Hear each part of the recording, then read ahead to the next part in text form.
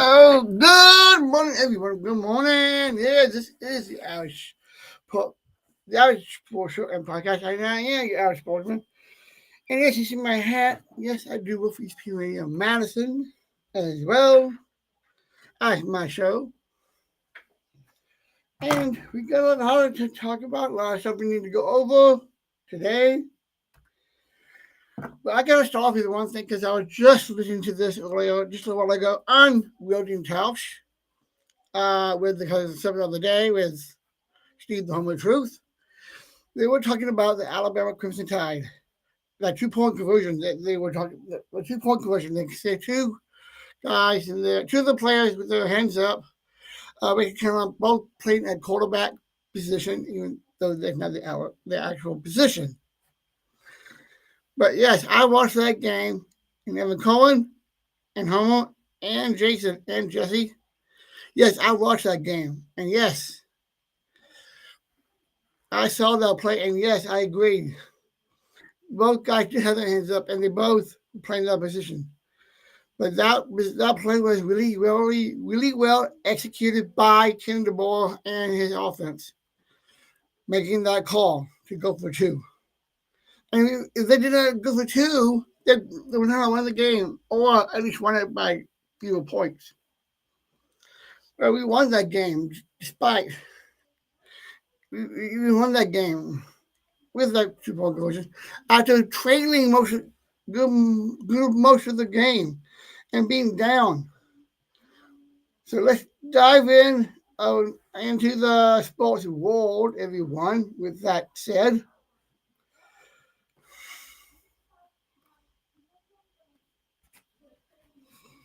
we're going to do a quick power ranking of the NBA first. I know it just got underway, and we're going to start off with at number one, we have the Thunder. Of course, Thunder's number one because they won the title last year. Then we got number two, the Nuggets of Denver, Cavs of Cleveland at 3. 4 is the Knicks of New York. And don't forget, tonight they will be taking on the Milwaukee Bucks and Giannis Antetokounmpo and his bros, too.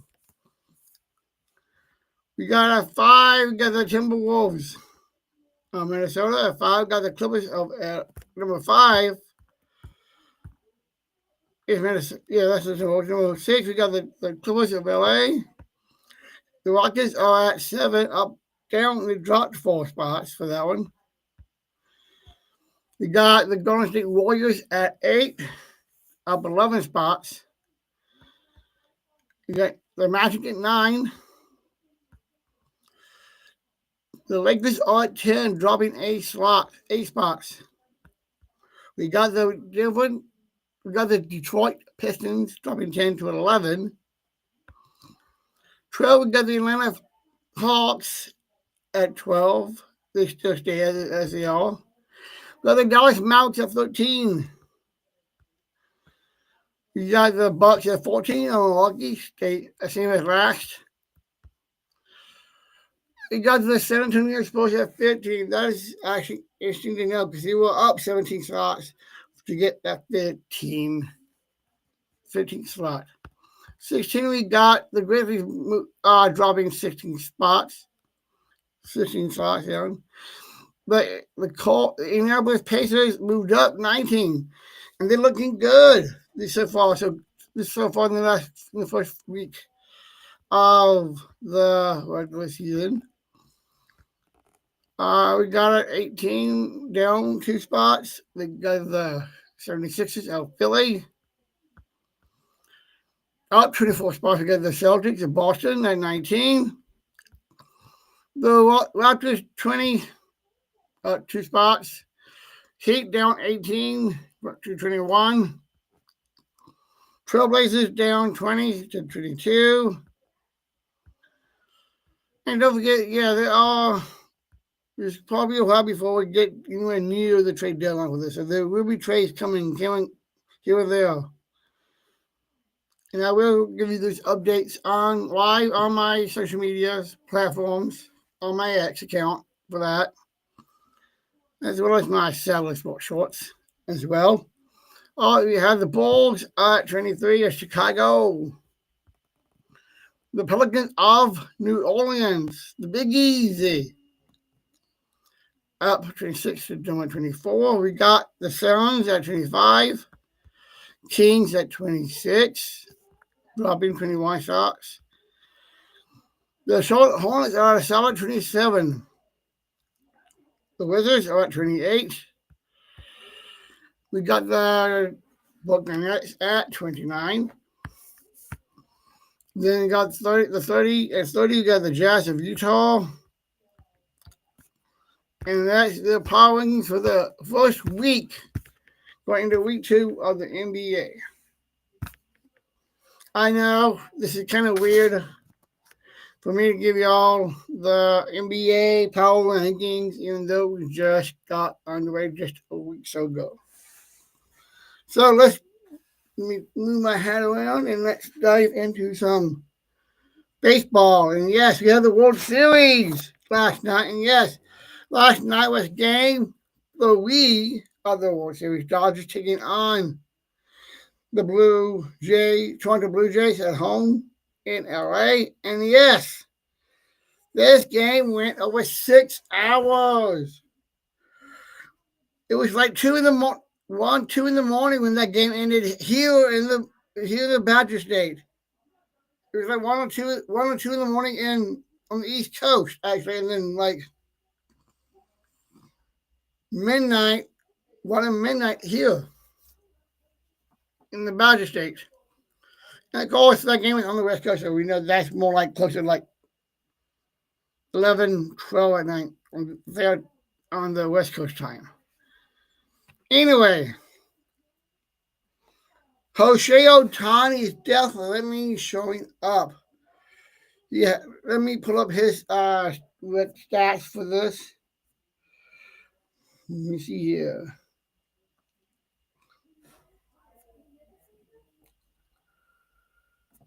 Let's see here. Let me pull up his stats.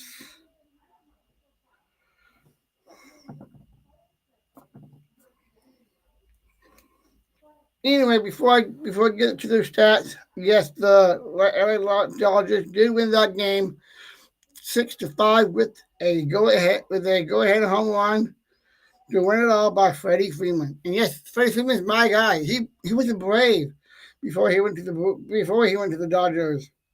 Actually, let's see here. Let me see. And you gotta find it here.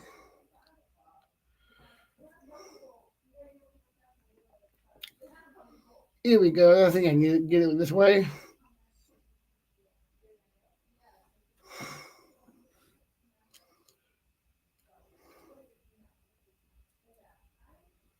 I'm just checking. Oh, that was last night. So I gotta make sure I got the right one. Here we go.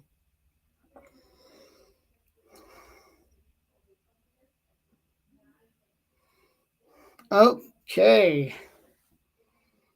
Springer had 3 at bats and 2 strikeouts for Toronto. That's all that. All right, Shohei Ohtani had 4 at bats, 3 runs scored, 4 home runs, 3 RBIs, 2 homers, 5 BB, and yet a strikeout. Mookie Betts had 8 at bats, 1 home run, and 1 BB. Freddie Freeman has 7 at bats last night with 1 run. Of course, that was that home run to win it. With 2 home runs total, with 2 RBIs, 1 homer with the 1 homer, and then 2 BB. And just looking at the stats, you can tell Ohtani is basically pulling numbers of like a Babe Ruth. He's pulling numbers like a Billy Bonds. And he's pretty, and he's a young guy, just a young guy. And yes, he is a married man and has a couple of kids. But anyway, okay, Will Smith has 6 at bats with 1 home run and 1 BB with 3 strikeouts. Actually, 4 strikeouts, actually. Then we had Muncy third base, 7 at bats with 3 strikeouts and 1 BB. And we had Edelman with 8. Oh, actually, both Edelman and Hernandez both have 8 at bats. 1 RBI, 1 1. Edelman had 0. 4 home runs for Hernandez. 1 for Edelman. 1 home run, none for Edelman.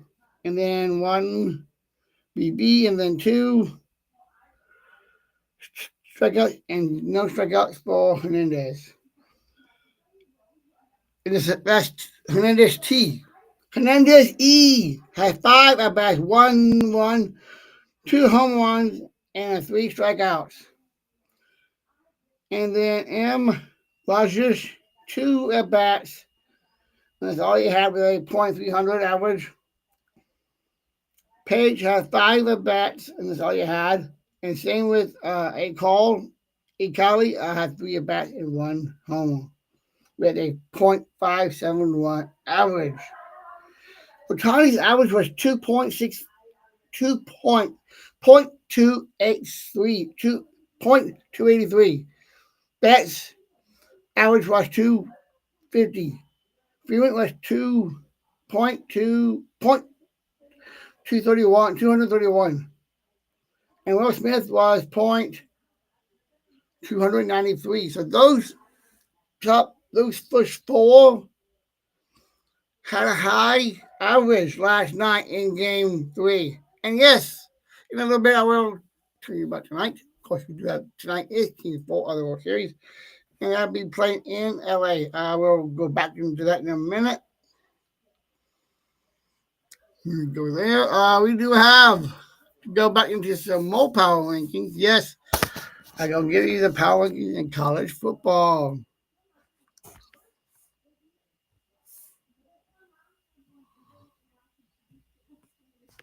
Make sure I have the right one.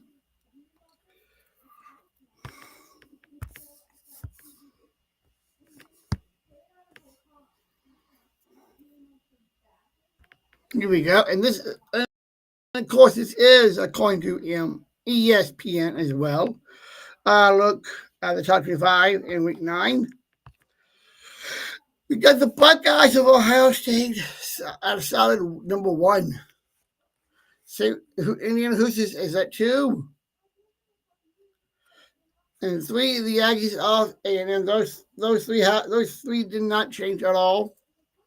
Same with Alabama and the Crimson Tide at number 4 after the comeback win against South Carolina in Carolina.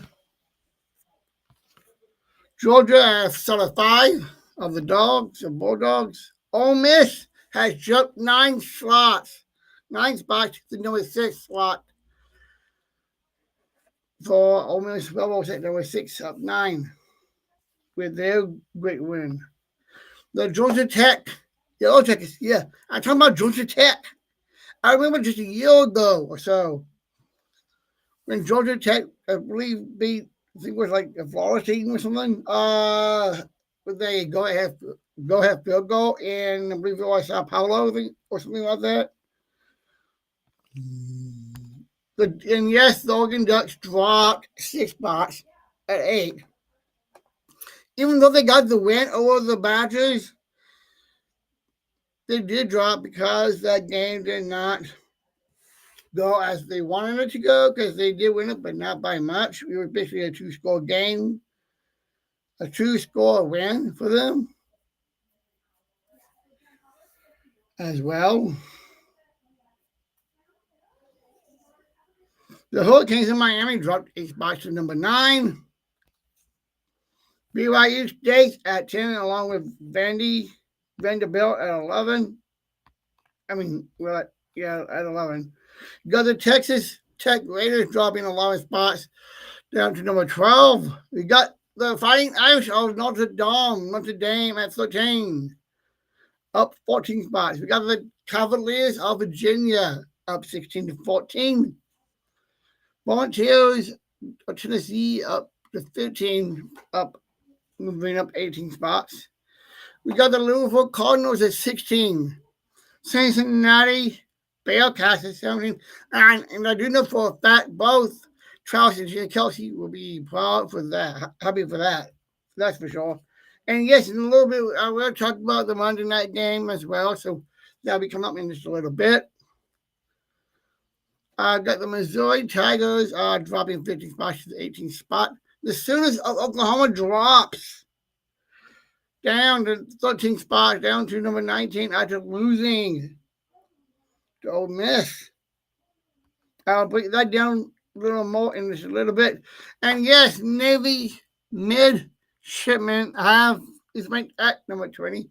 I can't remember the last time they were ranked, but hey, at least they're showing up. We got the Wolverines of Michigan at 21. Texas drop has been plummeting to 22, down 21. And then you got the Houston Cougars coming in along with the Utah Utes. And then the USA Trojans dropping to dead last at 25.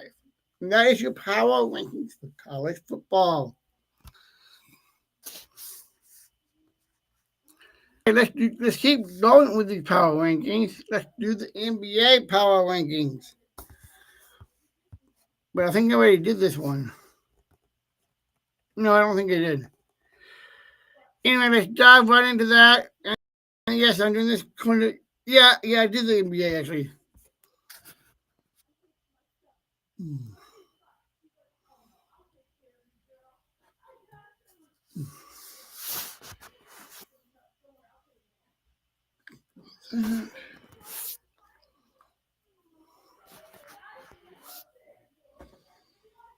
Okay, I want to talk about MVPs here. And this is also according to ESPN as well. This is ESPN's betting NFL MVP. Who we like, who offers value ahead of the season. I know who's going to be at number one at a plus 450, Lamar Jackson. Plus 600 is Joe Burrow, but he has not played in quite a while since his toe injury. Justin Herbert is at plus 1,800 for MVP. We got, yes, Herbert has come off and much hurt seasons of his career, and from last year, the Chargers collapsed through for a year ago, 3,870 yards for 23 touchdowns and his 3 interceptions. But don't forget, this was just last year's numbers.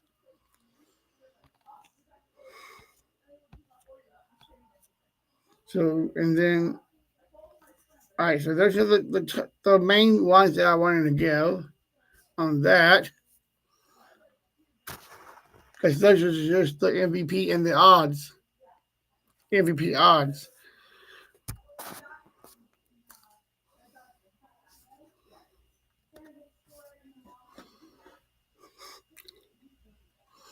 Okay, we got to dive right in. We need to go and talk about last night's game with the Monday Night Football. That's right. We have the Kansas City Chiefs squared off with the Commanders, an easy win for them with a 28-7 victory at home. We should breathe in this game. And yes, that was a Monday night game. We know Travis Kelce, of course, big bro is working on I need the prime break so I can refresh my mind and give you this story accurately. And this break topic is part of Prime.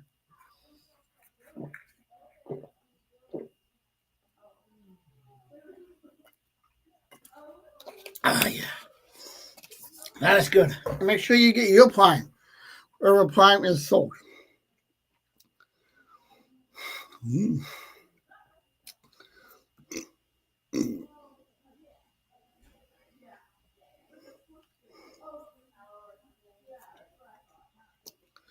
let's look at the box score. So it's like and yes, Mariota played last night.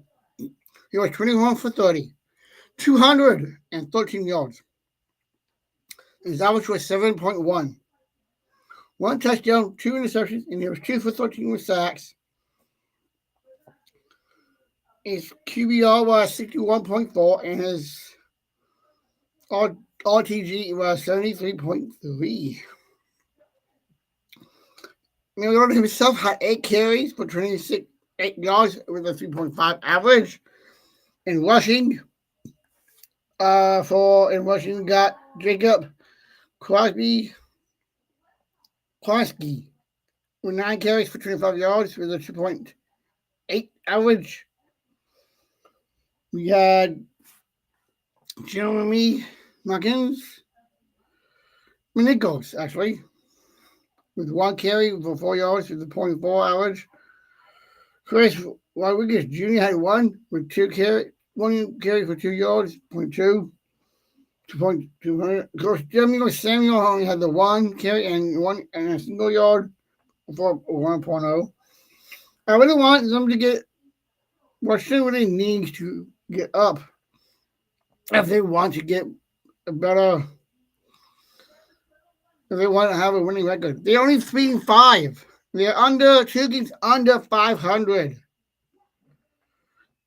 And yes, we all know Daniels has been out on injury for a while now. And yes, there was 1 fumble. Miller had the 1 fumble last night.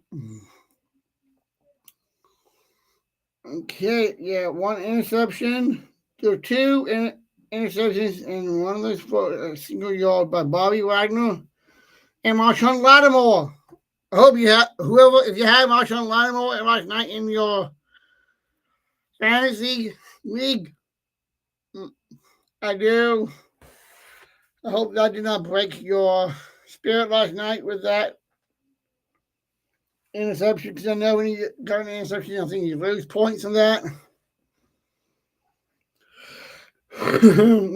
Yes, and we had a punt return. Jalen Lane had a 14-yard return with a 14 point average.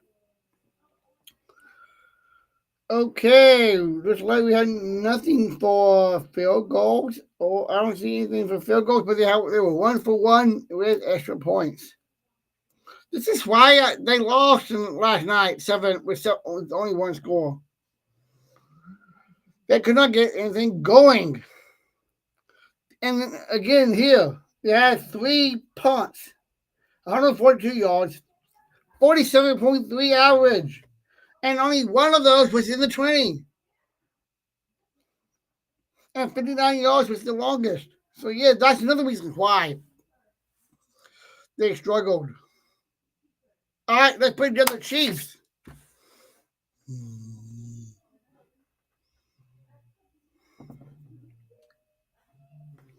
Okay, and we know Mahomes was on it last night for sure. He was 25 carries for 34 attempts. We had 299 yards with an average of 8.8. 3 touchdowns and 2 interceptions, and a sack rating of 3.15 with a QBR of 61.4 and 104.9 for his RTG. Okay, Isaiah Apuko had 12 carries for 56 yards with a 4.8 average. We had Queen Hunt with 9 carries and 40 yards with a 4.4 average.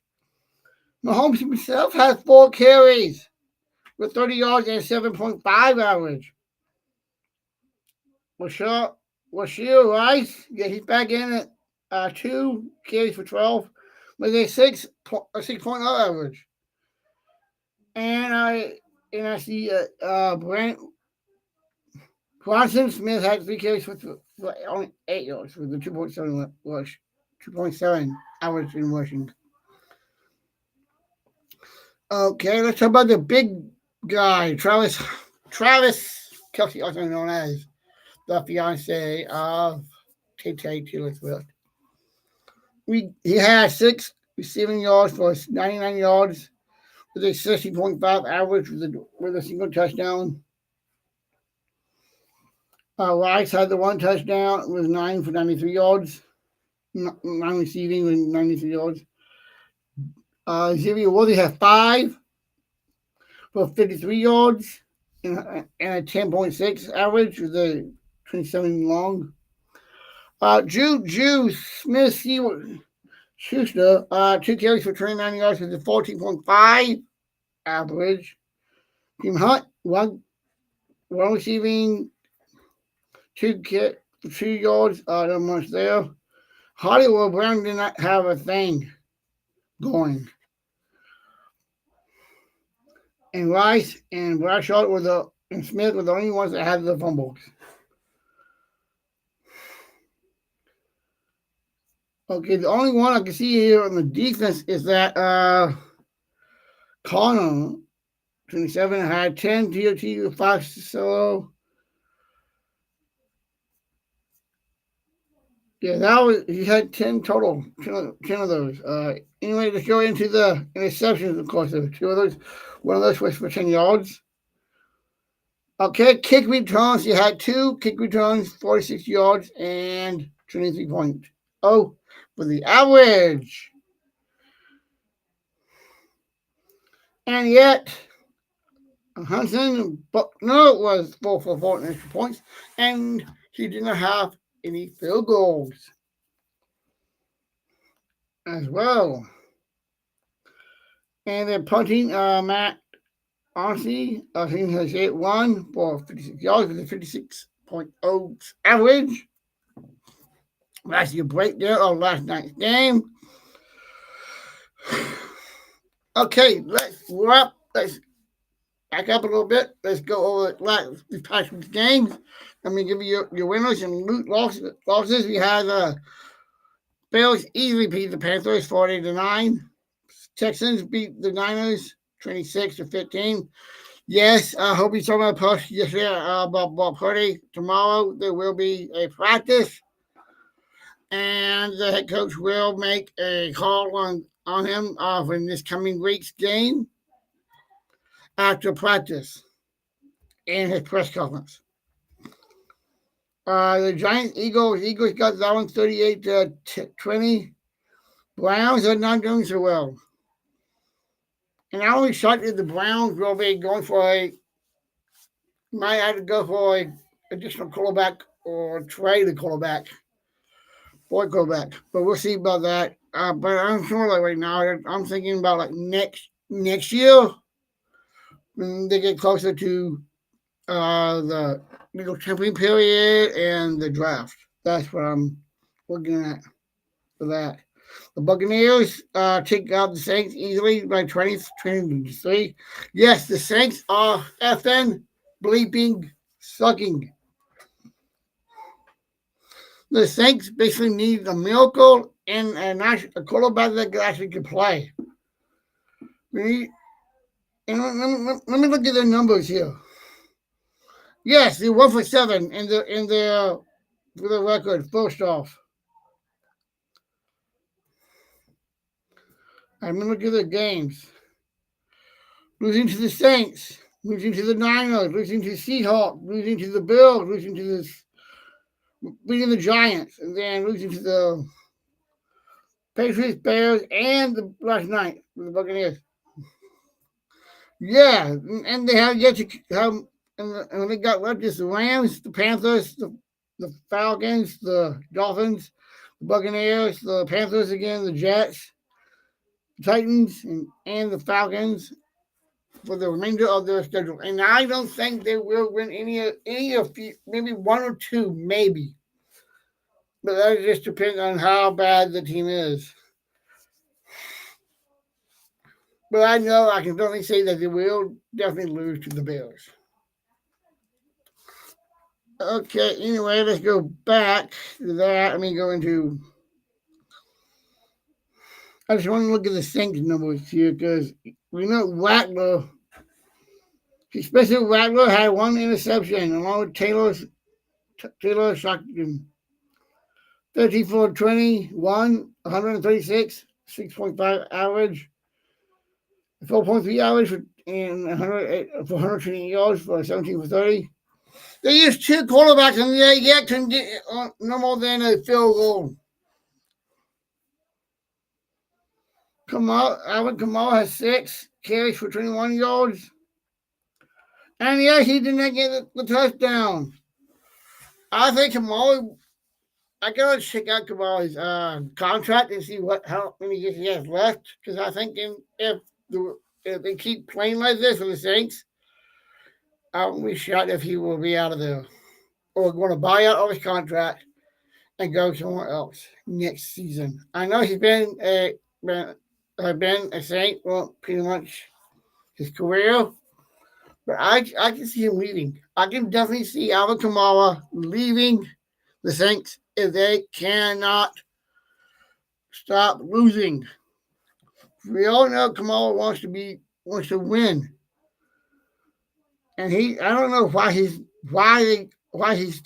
still stayed with them this long. I remember Mark Ingram playing for the Saints as well, and that was back when they were a little better.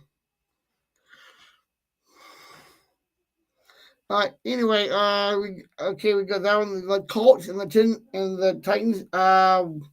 Colts won that game, 14-38. On the I think that was the money, and then on 38, Buggin 14-38 for the Colts. Okay, I'm going to talk about last night's game. The Broncos beating the Cowboys 44-24. Packers, they beat the Steelers. Let's look at this one because this was the Sunday night game this past weekend. And with that, the Pittsburgh Steelers are now 4-3. One game shy of being 500. The Packers, with their win, was 5-1-1. Let's take a look at the box scores. Low. We saw how low it was. 29 for 37, 360 yards. 9.7 average with 3 touchdowns and not even a single sack. With a QBR of 989.1 with a 134.2 RTG. Emmanuel Wilson had 11 yards for 61. We got also 5.5. Jacobs had a touchdown as well. And okay, that's in the Washington touchdowns, it is. Jacobs. See, Jordan Love had a carry for, but he lost a yard on that one. Okay, let's talk about Tucker Kraft. And yes, Tucker Kraft. You know, it was his day because he was there. Because he was there the day for sure. And yes, Tucker Kraft did show up big with 7 receiving yards with 143 yards, 20.4 average with 2 touchdowns. Not one, but 2.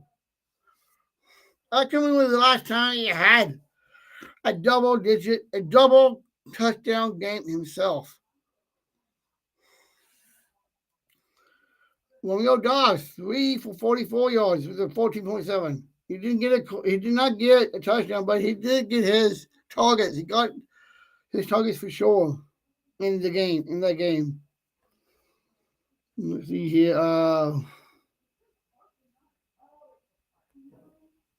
I'm going to go to Savoni Williams. 1 receiving, but he had 8 yards, but he had an 8.0 average with a touchdown right there. So him and Kraft together with the 3 touchdowns right there. Matthew Golden had 3 receiving for 4 yards. I think Matthew Golden is going to be something good. He's just getting there. He's just really just getting there. He's running it slowly, but he's getting there for sure.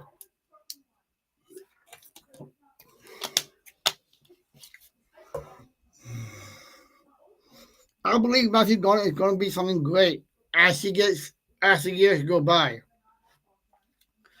He could be if you with me watching him last night. Well, not last night, Sunday, 2 nights ago on Sunday. I can definitely say that he's gonna be a solid player for quite a while. But I want to talk about the both quarterbacks here. Let's look at Pittsburgh. And their numbers, Aaron Rodgers, Old Man Rodgers, 24 for 36, 219 yards, 66.1 average, with the 2 tutties, 2 touchdowns, and of course, 3 for 17 on sacks. Yes, he got sacked, and we know Michael Parsons definitely laid the smack it down on him.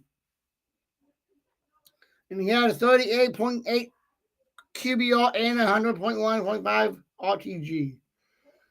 Jamal Warren has 13 carries for 62 yards with a 4.8 average. Okay, let's go right into the rushing. Yeah, they only had 2 rushing touchdowns. There's 2 rushing ones. Excuse me. One was DK Metcalf with 5 for 55 yards with a 11.0 average. And then Romeo Wilson with 1 with 4 with 74 yards. And with an 18.5 average.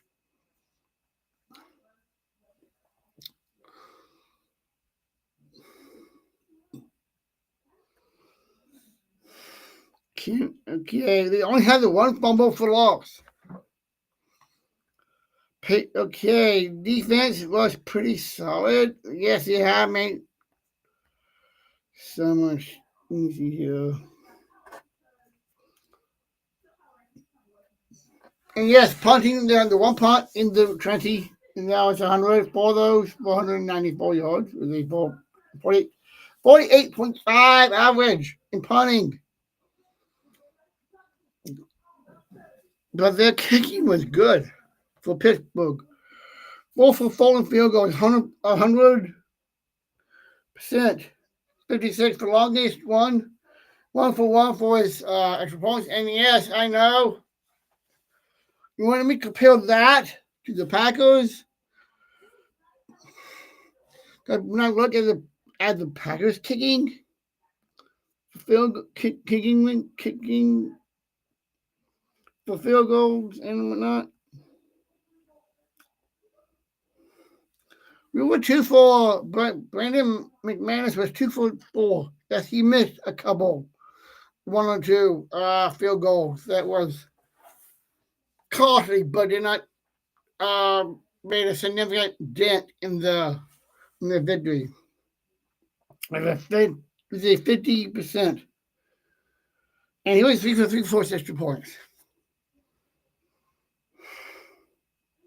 We only had 3 punts, which was pretty good and solid against the Steelers. In Pittsburgh, of course. Romeo Doubs had a 3 carry, 3 returns for 17 yards, 5.7 average. Even Keyshawn Nixon had 1 as well, but no yardage on that.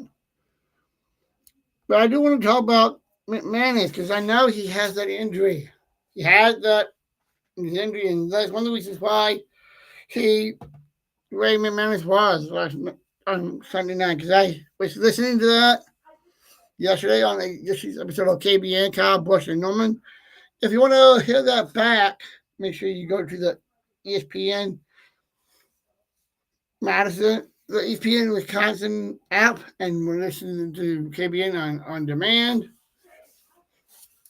to hear that back. And yes, Brad Norman was the one that brought that up because, we all know Brad Norman is a punter himself. And punting and kicking are hand in hand, even though punting is a little different.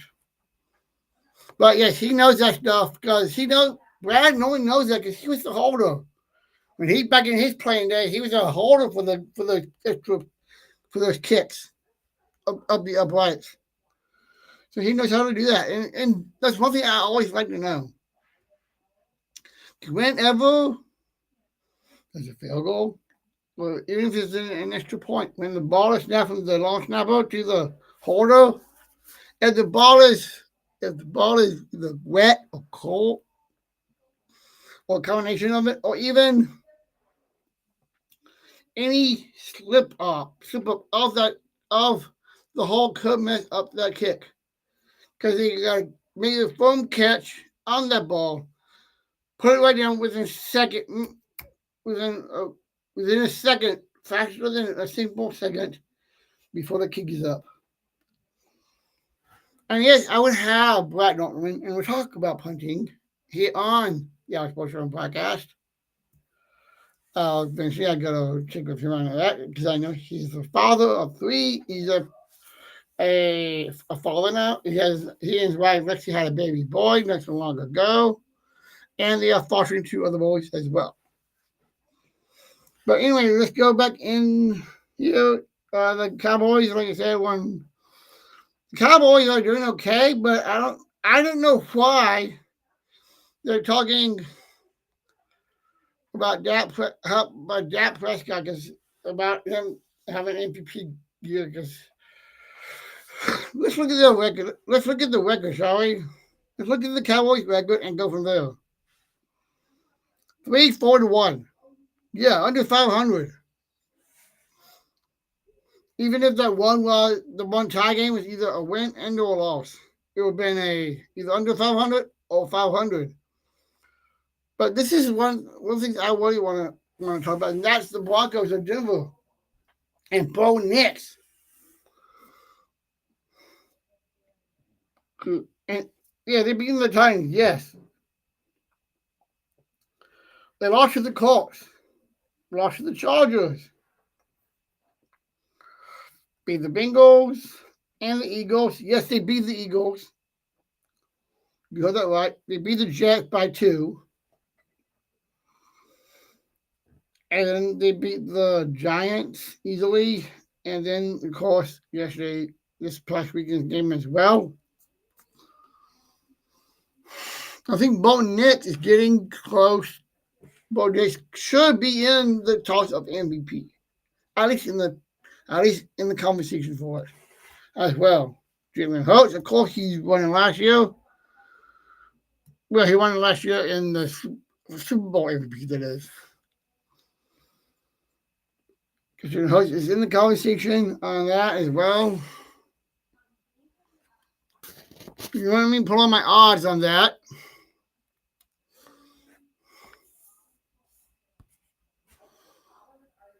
And I go from here.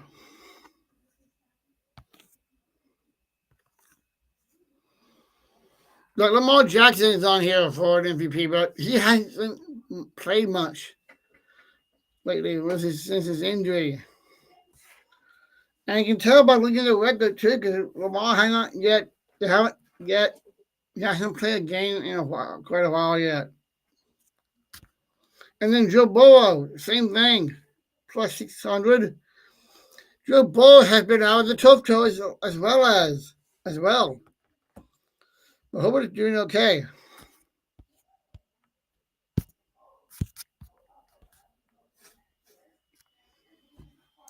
Josh Allen is at plus 650. Mahomes is also at 650. Daniels at 750. Clearly, I know Daniels hasn't played. Has been out. Love is in here. The 25-1. Stroud also.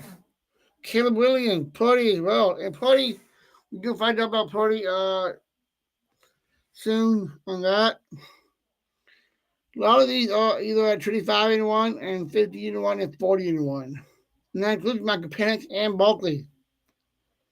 Mayfield, Dak, Stafford, Goff. I mean, Barkley's in here. No, I see most quarterbacks except for Barkley. But there's one guy I don't see on here that I think definitely should be in the conversation and have a chance to win it. And that's Jonathan Taylor. Let me put up the Colts here. First I go further down. Let's see here. Yeah, they won last night. They're doing the game. See here. Let me look up. And yes, the quarterback is Cam Ward.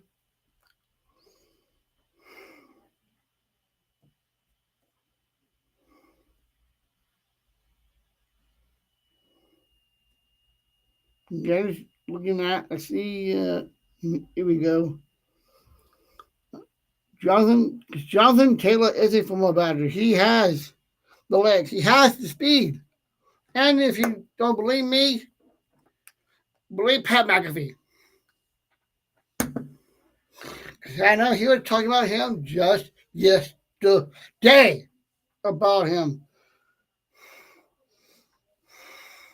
And yes, they'll be starting up in 3 minutes. So after you get done with me, make sure you pop on to the move over on YouTube for my show once I wrap up to Pat McAfee show as well. But first off, we're going to take a commercial break. We'll be right back when we got to talk a little more to talk about. We'll take a commercial break and we'll be right back.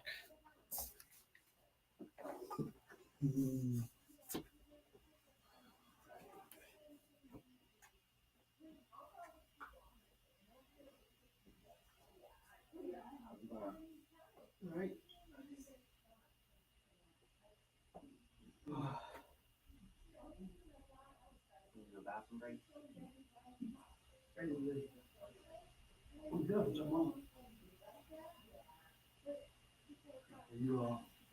You supposed to pick what the actors report for?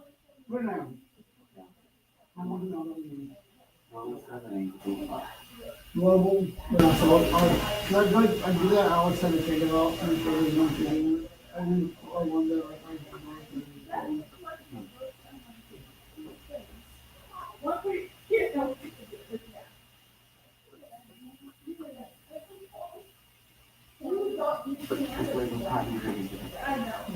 What flavor Oh, pie? ice cream, please. Okay. I've been very on the what is it, hot all flavors. Yeah. Especially the six packs. So I gotta order those from Walmart.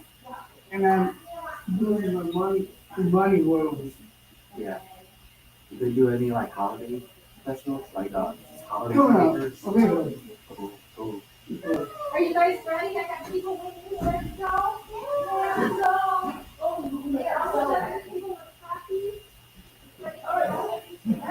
How's the podcast coming on with East Kenya? Are you able to follow up there? Yeah, I mean, his schedule is a lot more demanding. Oh, okay. He's a national guy.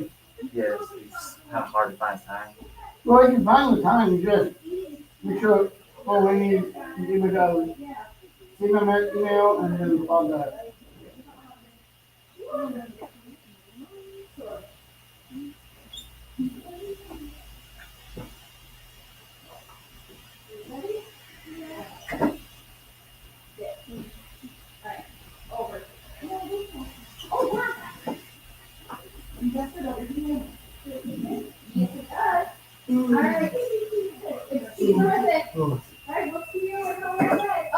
Is that legal?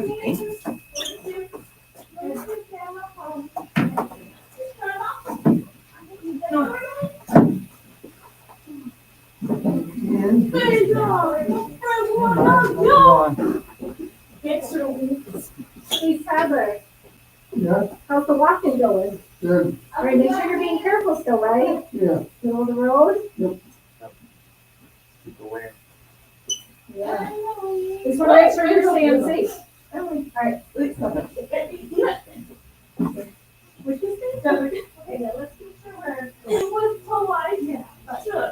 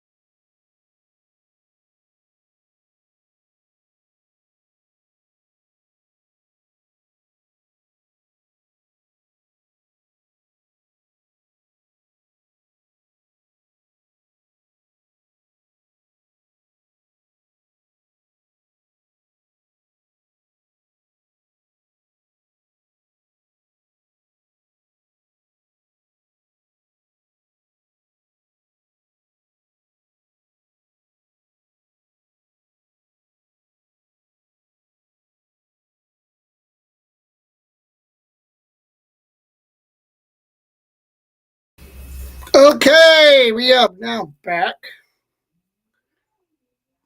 According to, we are now back, and that was sponsored by Prime as well. And I got some good news for y'all. I will be having more guests on the show coming up. Of course, I know I've been talking about Evan Cohen. He will be on my show as well. I'm working with Jim Wellage of Jim, Matt, and Molly, as well as Matt and Molly themselves. And of course, Matt and his sister, Becca Hamilton, with Calling with Hamilton, with something that I call Calling with the Hamiltons. That will be going to be, that's in the works for now, but I want to know what's coming up. I'm actually working on actual segments and titles of them. And one of my titles is Calling with the Hamiltons. I got to talk with Matt and Becca first, and then we'll go from there. And once I have that ready to go, I will be airing that as well. Here on our Sports Show podcast. That's one of the things we had to talk about in the college football world. And that's the fact that this past weekend, there was a couple of filings that went down. 2 of them with one team. And yes, that was the LSU Tigers.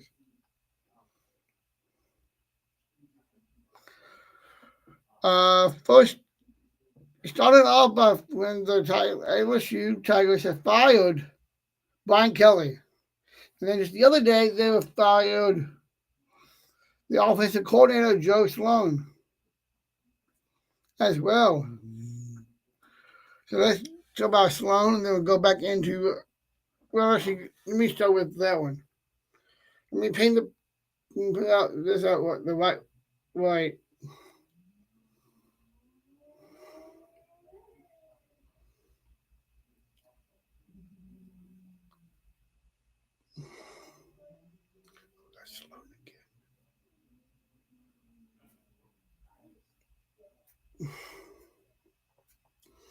Okay, sorry about that. I'm just making sure I got that. And yeah, I'm going to do it this way.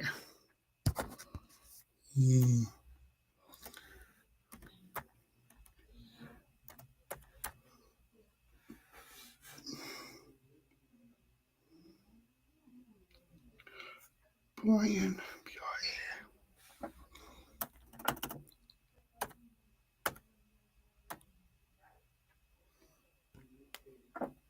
And yes, here we go. And yes, the firing started after LSU lost to Texas A&M. Okay, here we go. And this is according to ESPN with Brian Kelly as well. Yeah, Brian Kelly is out. And he's been fired the third consecutive Sunday for the third consecutive Sunday in October. The major football team coaching job has been opened. Yes, this is not the first one. We had some others throughout the season that were fired. Brian Kelly is out through his 4 years with LSU before he was let go. And one of the reasons why he was let go was not just for this past year, but the way they lost to A&M of Texas, 49-24. That is a lopsided game. And I'm actually think they did the right thing. Because he was at Notre Dame for a couple of years. He actually was the head coach that lost to Alabama in that championship game again when Alabama played Notre Dame in the title game a while back. I think I am correct on that.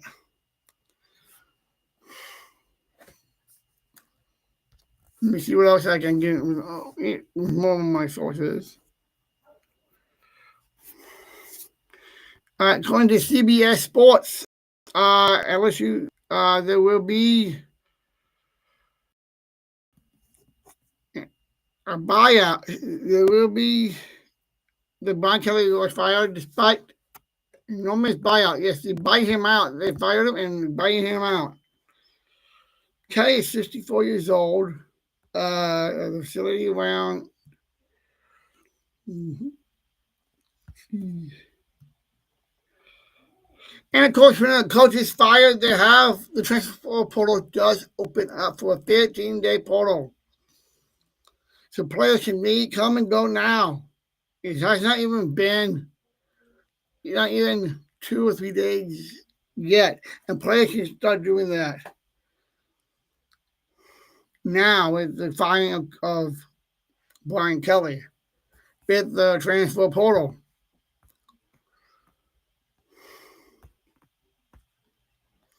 And of course, I will recommend you some podcasts that will be talking about it as well and breaking it down even more than I can at the moment myself. Yes, his buyout is $50+ million.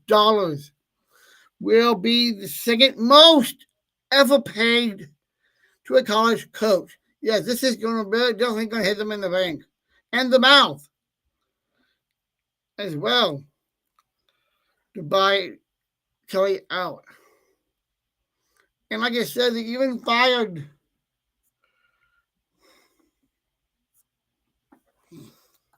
not just him, but they also fired their own. They also fired just the other day after they fired Kelly. They not within 24 hours or so after that, they also fired the offensive coordinator and quarterbacks coach Joe Sloan. Has been fired. Executive and was effective, and that was effective immediately. The school announced yesterday. Yes, the University of LSU did not immediately announced yesterday immediately that they were fired. The firing after Kelly's firing. Sloan was in his fourth season with the Tigers. He joined in 22 as the quarterback coach at that time. He was promoted to course offensive coordinator following the Wildcats Bowl went over the Badgers. Of course, I remember that one pretty well since I've lived in the Badger State.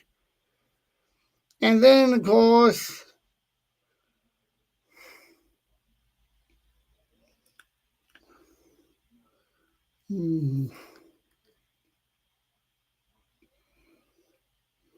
let me push it more down, but I will give more information on this for sure.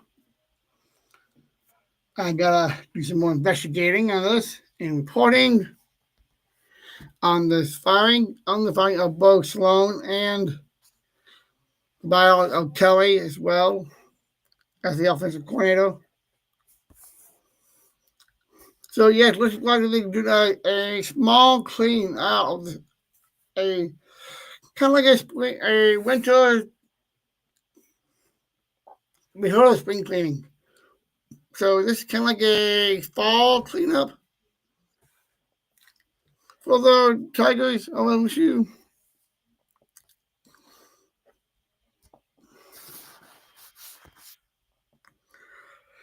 So let's see. Okay, let's go to the power ranking. I think I did this already, but yeah, I don't think I did yet, actually.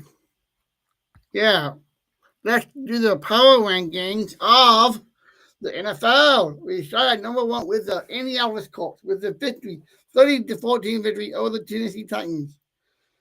Yes, the Colts are at 1. I know for a fact the boys and Pat McAfee and the boys are happy for that for sure.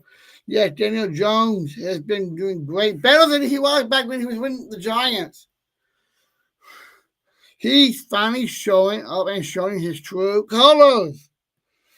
And yes, it's only a 1-year deal with this. And with the way they're playing now and the way Daniel Jones is performing, I can say this with confidence that he will get maybe a 3 or maybe a 4-year contract for several $1 million, for a couple of $100 million, and a 5th-year option as well. Go the Lions at 2. Of course, they had their bye week this week, so they dropped just a spot as well. We'll go back there in just a minute for going over this week's games. We got the Eagles at 3 with a 62 record.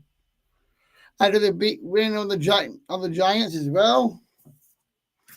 And yes, the off-season addition was Gillard Campbell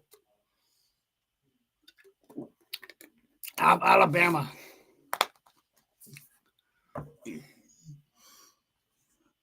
The Bills of Buffalo are 4-5-2, coming up 6 spots from week 8. Tampa Bay drops in week 8 to number 5. They got 4. Well, that one with their win on the Saints. The Chiefs are at 6, up 7 spots here, climbing back up with the win last night over the Commanders 38-7. At 6 with a 5-3 record. Packers are up at 7, up this one spot. And of course, the best of the Packers off-season addition was, of course, Micah Parsons, and from the Cowboys with the trade for Kenny Clark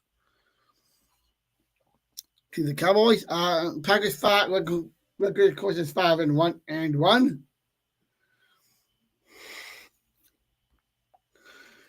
And Parsons was, Kenny Clark, before giving Parsons, it was a $188 million contract for Parsons, and Parsons leads the NFL in pressures with 33. He has helped free up Rashawn Gary with 7.5 sacks and bringing the overall energy to the Packers defense.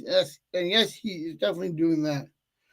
And he has been allowing per game 284.9. And that is according to Rob Demarski. We got the Rams with the 5-2 record as well. Also had the bye week last week. Going into week 9. And we got the Broncos of Denver at 6-2. Up 11 spots at number 9 with the win over the Cowboys, which I enjoyed, definitely. We'll talk about that in a little bit. And of course, added J.K. Dobbins for them. And I'm going to get Jonathan Taylor in runs of his last past 10 yards. He has been rushing per game, 79.3 rushing yards per game, in the second only to the Colts. Jonathan Taylor in runs of at least 10 yards. Dobbins is the first Broncos running back, actually, to have 100-yard rushing games in a single season. The last time that happened was Melvin Gordon. My boy, my friend of mine, a possible friend of mine, Melvin Gordon. Former Badger. Former Chief. As well. Yeah, since Melvin Gordon. And this is going to Jeff Ringwood. Number 10, we got the Patriots. And yes, the Patriots finally got a quarterback that is Tom Brady-ish. That's right. And yes, I believe he's in the will be at least in the conversation for MVP. I don't think he will win it. I think Jonathan Taylor's going to get that this year. Yeah, usually it has been lately that the MVP award has been a quarterback's award, but I think this year will be will be another running back with Jonathan Taylor. The way it would be him and Barkley would be the only two non-quarterbacks that will win that award. And I am pushing for Jonathan Taylor to win it. Anyway, England again in England with a 6-2 record at 10. Seahawks at 11. Of course, they just had their bye week as well going into the league. And of course, they got Sam Donald. See here. The Titans did lose to the Niners, so San Fran is at 5-3 with at number 12 in the power ranks. The Steelers are at 13 with their loss to the Pack just 2 nights ago. We got 35 win. Impressive win. And yes, I gotta talk about I definitely need to talk about their uniforms. And not to quote Michelle Smallman, all of sportsmanlike. Yes, she definitely looks like a bumblebee. I definitely agree with Michelle Smallman. The Rodgers and the team looks like bumblebees with that uniform they wore this past week. In fact, if you kept that almost that was the yellow in there was close to the gold color that we use for the Packers, close to it. But anyway, we got the Rams at 14 with a 5-3 record as well, and of course the 4-3 Jaguars of Jacksonville. I know my friend Kelly Russo is should be liking that along with his father, because we know who Colin Russo's father is, and that's right, Chris, the Mad Dog Russo. And make sure you watch tomorrow morning at 10 o'clock, 10 to 11, 9 to 11, tomorrow morning on First Take for Mad Dogs. Mad Dog gets mad. So, yes, we want to see what he's going to be getting mad about tomorrow morning. Okay, we got the Bears at 16 at 4-3. As well, after their loss to the Ravens, 30-16. The Texans are 17 with a 3-4 record after the Niners, the victory of the Niners. Cowboys are at 18 with a 3-4-1 record after the beat down to the Broncos. Panthers are, of course, 4-4, 500. The Commanders are under 500, under 500 with a 3-5 record at number 20 from this past weekend. The Vikings has came up, and let's see what they can do. They are 3-4 at 21 in the power rankings. And yes, Carson Wentz is out indefinitely with a shoulder injury for the rest of the season. And with that, J.J. McCarthy is now will be going into this week's games. Here on out, will be the starter for the Minnesota Vikings. So we got to see if McCarthy can do well this go around. Baltimore 2-5. Yeah, they're not doing much. They did, even though they did beat the Bears 30-16, they're not doing as well as they should be, because we all know what's going on with Lamar Jackson being out. Is he in? Is he out? There's a lot going on there.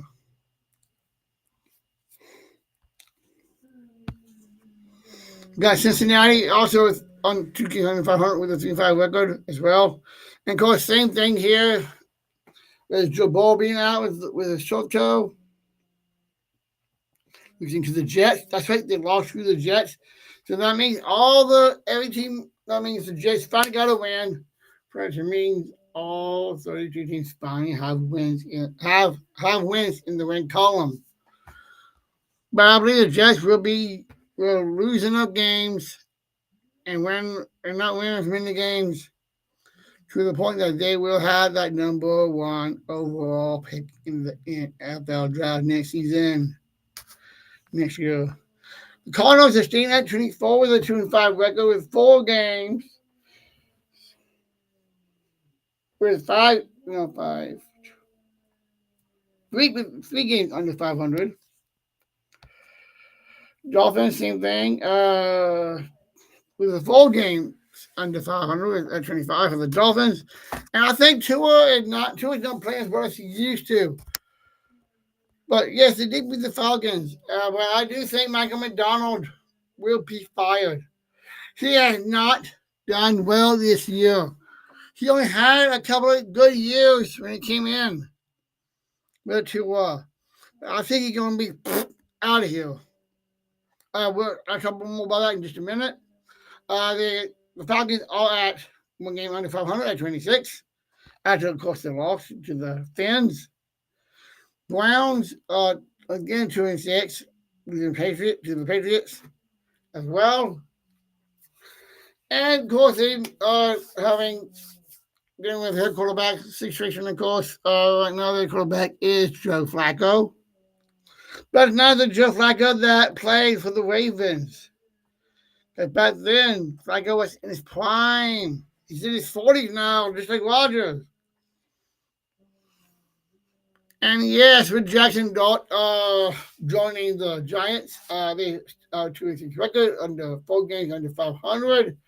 They lost to the Eagles, of course. But at least they were in it for a little while before the Eagles really turned it on and really and beat them by 18, 38-20 win. Of course, the Raiders are the Raiders. Bye wait for them. 2-5. The good. I think it's gonna be.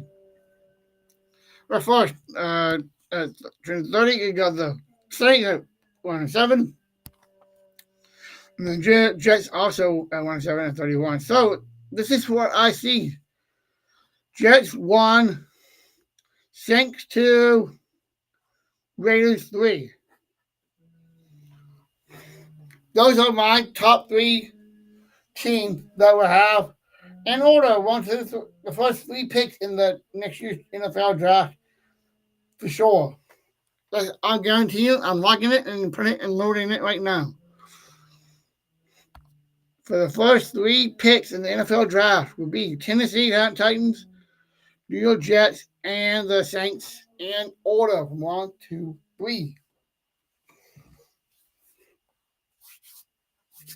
Okay. We got our power rankings in for the day. And I do love a good power ranking in the morning.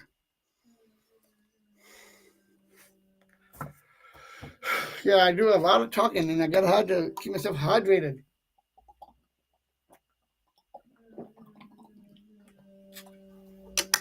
There we go. Whew. Okay, now.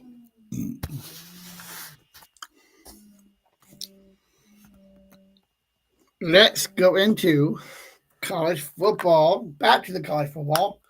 And let's break down the games that we have for this week.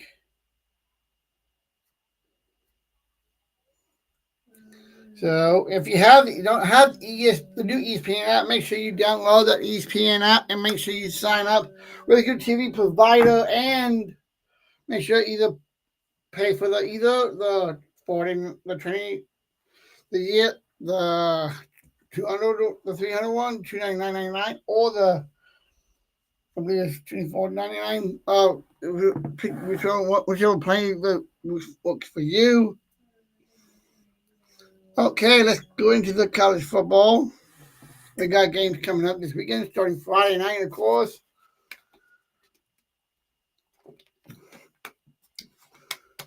And we have one game this week on Halloween. That's right. This Friday night is Halloween. Or what I like to call it Halloweenies. And we have Memphis taking on Rice. Actually, it's like on Halloween on ESPN2. So make sure you watch that while you are giving out the candy to all those kiddos out there as well. And then we go down to Saturday to the 1st of November. That's right, the beginning of November. Thanksgiving's is on the way. Christmas and New Year's, everybody. Yes, we do. I'm gonna do these up. I'm gonna do these 2 top ones in a little bit. I'm gonna start at the bottom, going up. I'll start off with Cincinnati in Ohio. They play on ESPN at 9:15 p.m. The USC Trojans would take on Nebraska at 6:30 on NBC. So check your local NBC station for that game in your area.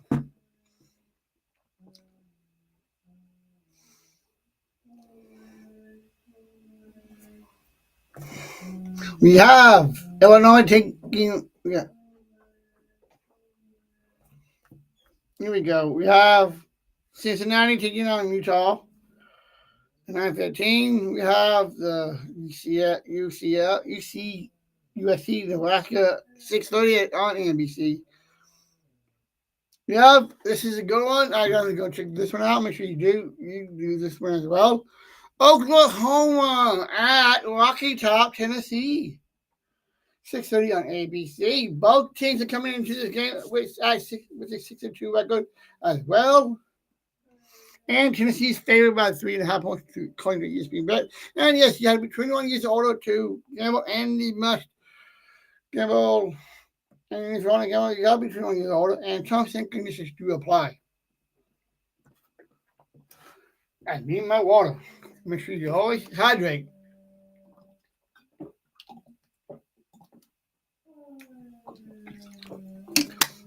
That's one thing I love about sports. Making sure your athletes are hydrated, because you got to make sure you're always hydrated. Anyway, back to it.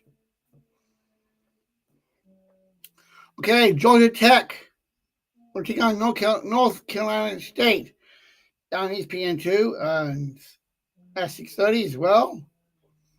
But the Boilermakers will take on Michigan on the road on Big Ten at 6 o'clock. South Carolina and Ole Miss will go at it at 6 on ESPN. This one to me could be a trap game, possibly. Yeah, we know South Carolina coming off a loss last week from an emotional loss last week against Alabama last week, and now they got to take on Ole Miss this Saturday. And yes, they failed Mississippi State. Ole Miss is favored by 12.5 points there. Virginia will take on Cal in California, 2:45 in the afternoon on ESPN at 2. On Fox at 2:30, we got Kansas State taking on Texas Tech at 2:30. So check your looking for that game.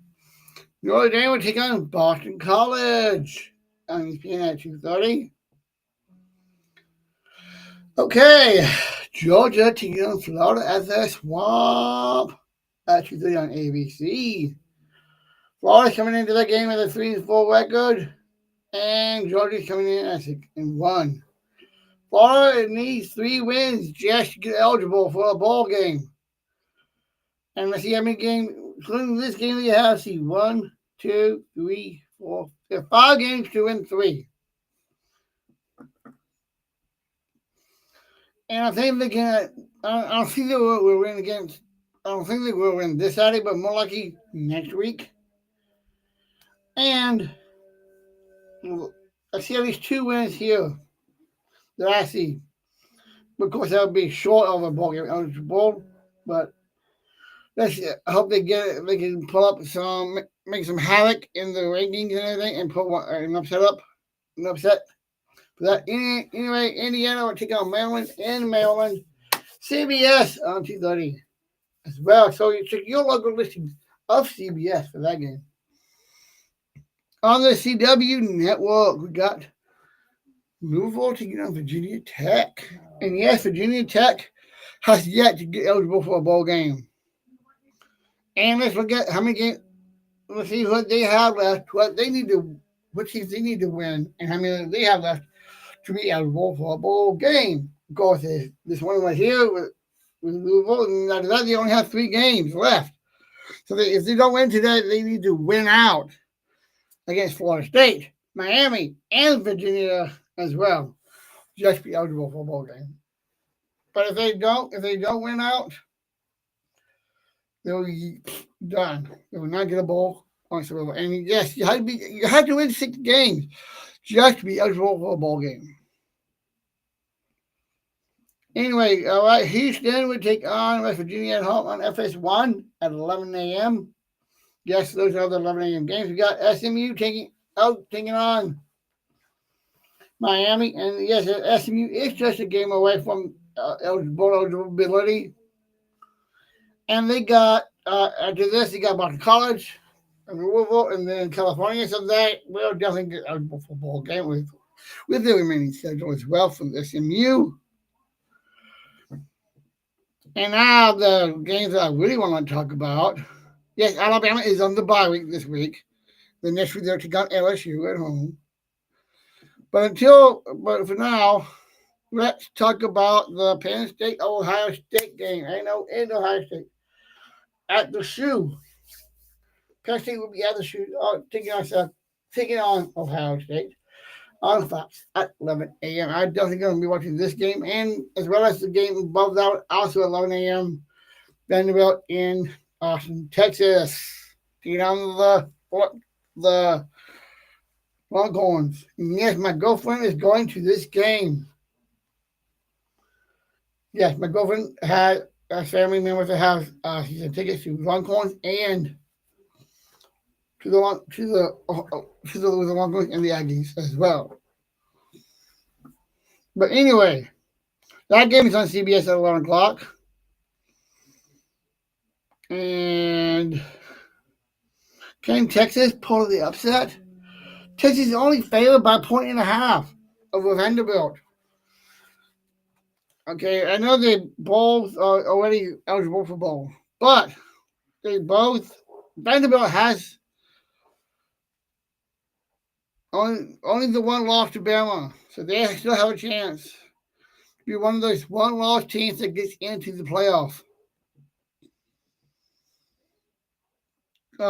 Texas could get in there with the two-loss team, but we had to have a good number of games that have losses for considering two teams with the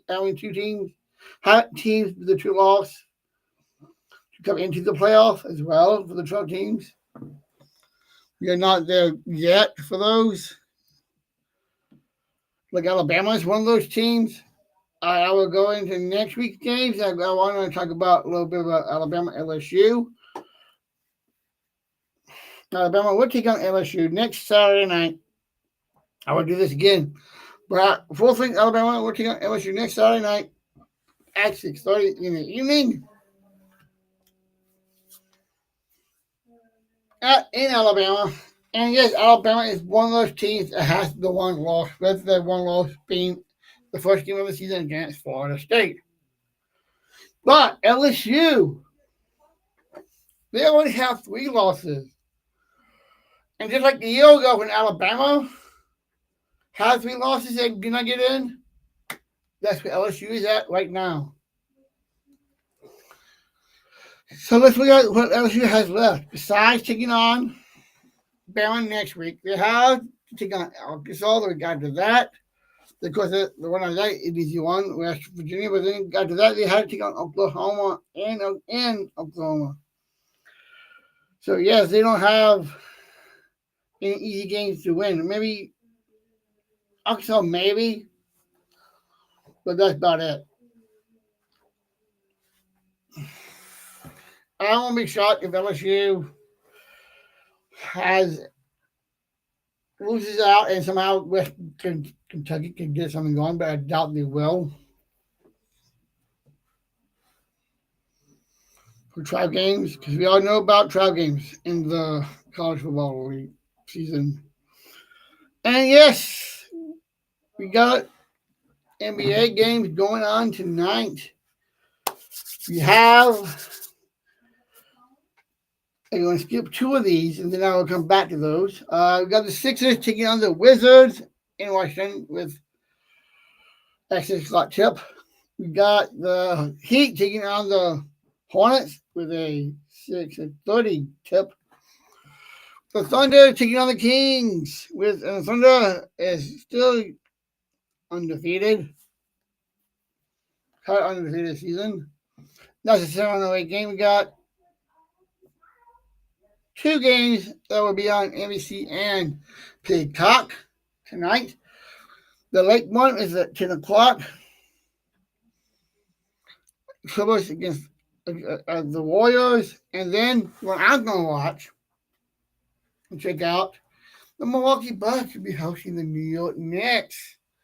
And yes, both games will be on NBC and Peacock. And we know what that means. Yes, another talk with Michael Jordan with another take is from Jordan as well, and of course Rambo up.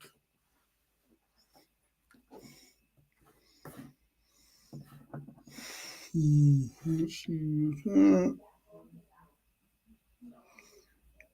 yes, you do have hockey. Yes, game. Let's heating up. Here are the games we have for today. Tonight, the Penguins will take on the Flyers at 6 on ESPN. On ESPN 2, we got a couple of 5:30, and 5:45 games. We got the Flames taking on the Maple Leafs. We got Golden State taking on the Hurricanes. We got the Blue Jackets taking on the Sailpins.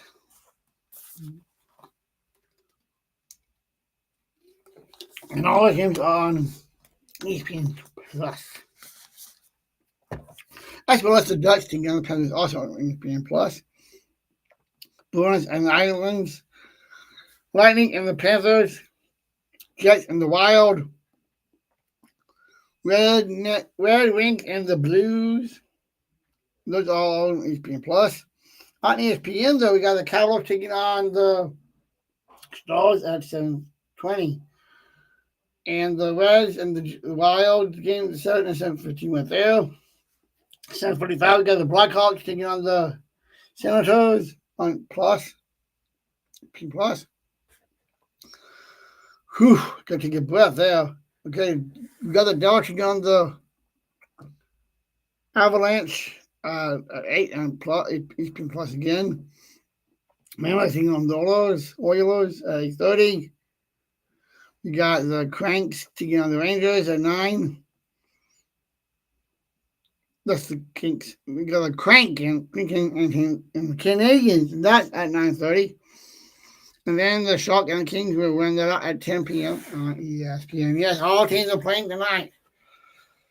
Every team in the NHL will be firing up that ice and going at it.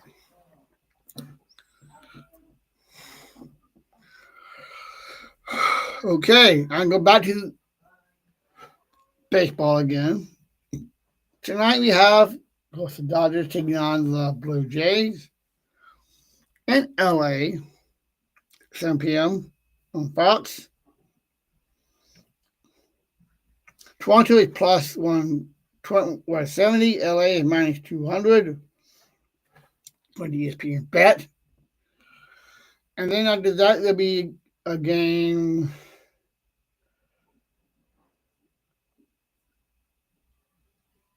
Game 5 on Wednesday night, tomorrow night. Also in LA at 7 o'clock as well. Can the Dodgers win 2 in a row? 2 or 3 in a row? I know they've done it before. Hey, they swept the Brewers in 4 straight games. I could see this happening because if they don't, it was not Friday game back in Toronto as well as Saturday's game as well. It is necessary. But I'm thinking as long as the Dodgers do well and win tonight and tomorrow, they could end the series and end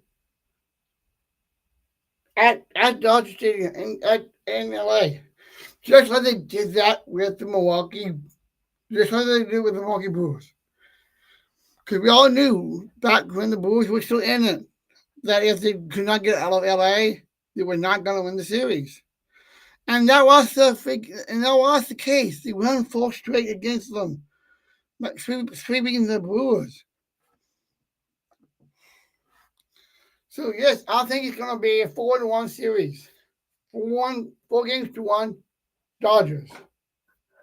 If they win tonight, if they win last night, tonight, and tomorrow, and Thursday night. Friday night. So that is good.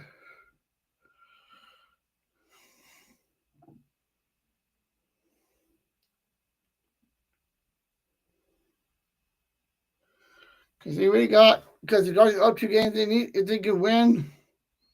If they don't win those 2 games, they had to go back to Toronto. But I do predict that the Toronto is going to go get the one win. And the Dodgers will end the series tomorrow night to win the fourth game and take the series and win the World Series. And I'm betting the MVP will be either Freddie Freeman, but I think it's going to be Shohei Ohtani. Because Shohei Ohtani, yes, and don't forget tonight. Let's break down tonight's game, actually. Okay, the Blue Jays ML, they're plus 170 with a total of 0.8.5 total and plus 1.5. The Dodgers are minus 190 with a minus 200 and 0.85 as well, and minus 1.5 as well with the oil. According to the ESPN predictor, they have a 50.2% for the Dodgers to win it. And we have, we got a good pitching lineup where already you mentioned Shohei Ohtani is pitching for the Dodgers. But we have Shane Bieber the right-hander, will be pitching for the Blue Jays. So Bieber and Ohtani will square off tonight. Let's look at the EOAs.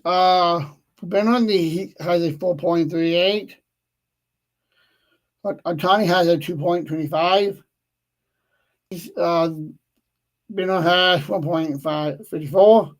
And Ohtani is 0.75. IP 12.1 for Bieber, and then Ohtani is a 12.0. Okay, now let's look at home runs for those two. We have given up 32 for Springer with a percent of 3.9 and an 84 RBIs. Ohtani has 55 home runs with a .282 average and 102 RBIs. Freddie Freeman and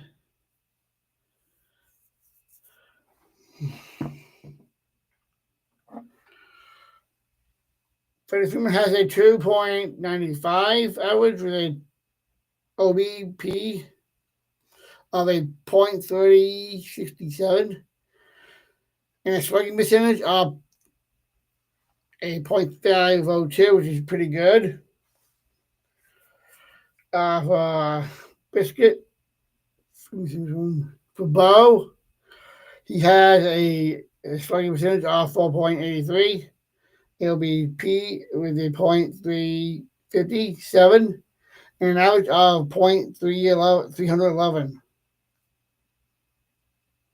And that's the batting averages for those two first basemen. This was batted in for tonight's pitchers. 94 for Bo is 94 RBIs, 18 home runs, and .311 average. Ohtani is 302 RBIs with 56 home runs and an average of 282 as well. Okay, I do see some injuries that are out status that are out. George Springer tonight's George Springer is out day-to-day. Jose is out, Anthony's out, and of course CDL for Brandon, but we don't need to worry about that one because those been on 60-day ILs for quite a while. And so for the Dodgers, they have Cable Yates, Mitch Krupp, and Tanner Scott out, as well as Alex Spencer. Okay, we are getting towards the end of today's episode. And if you love this, please leave a comment in the comment section on YouTube. And make sure you hit that bell to get all those notifications. And yes, I'm on Facebook as well as YouTube, Instagram, X, and TikTok. And won't be long before I will have the money and then I'll be able to go live on all my platforms. Facebook, YouTube, Instagram, X, and Facebook. All those I'll be able to go. Won't be long before I'll be going on all my platforms all at once. And once I do, I'll let you all know that before I do that first live with all platforms. So, with that,